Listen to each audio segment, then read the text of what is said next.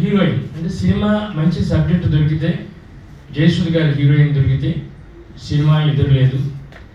మా కెరీర్ అంటే డైరెక్టర్స్ అంత కాన్ఫిడెన్స్తో కాన్సెప్ట్స్ తయారు చేసుకుని ఆవిడని సంపాదించుకోగలిగితే కెరీరు ఫస్ట్ వెరైటీస్ సక్సెస్ అన్నంత ఒక కాన్ఫిడెన్స్ అప్పటికి ఆవిడ సంపాదించుకున్నారు.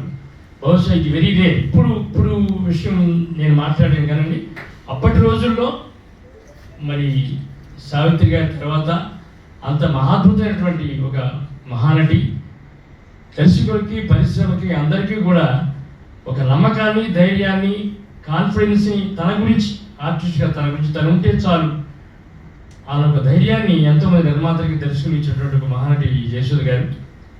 సో 87లో నేను ఓన్ ప్రొడక్షన్ స్టార్ట్ చేశానండి. శరత్ బాబు గారు నేను పార్ట్నర్స్గా గాంధీనగర్ 2వ అమ్మాయి గౌతమ్ని పరిచయం చేశాను ఆ సినిమా ద్వారా. అప్పుడు ఆ సినిమాలో ఒక క్యారెక్టరు నిజానికి జయసుధ్ గారు ఆ రోజున్న పరిస్థితికి ఆ క్యారెక్టర్ వేసే స్థాయి కాదు ఆవిడ. క్యారెక్టర్ చాలా గొప్పది, కానీ నిడివి తక్కువ, డ్యూరేషన్ తక్కువ. నా డ్రీమ్ జయసుధ్ గారితో నేను పని చేయాలనుకో డ్రీమ్తో నేను శరత్తో ప్రపోజ్ చేశాను. ఆ క్యారెక్టర్ జయసుధ్ గారిని అడిగి రిక్వెస్ట్ చేద్దామండి, మీరు చెప్తే కాదనరు, నా కోరిక ఆవిడతో వర్క్ చేయాలి, మన ఓన్ ప్రొడక్షన్ ఫస్ట్ ప్రొడక్షన్ అని చెప్పని.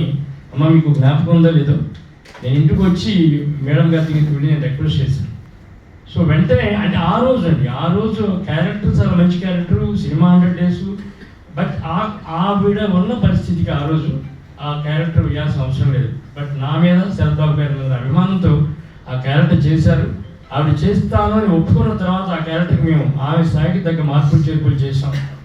అదృష్టవశాత్తు ఆ సినిమా చాలా గొప్ప సక్సెస్ అయింది.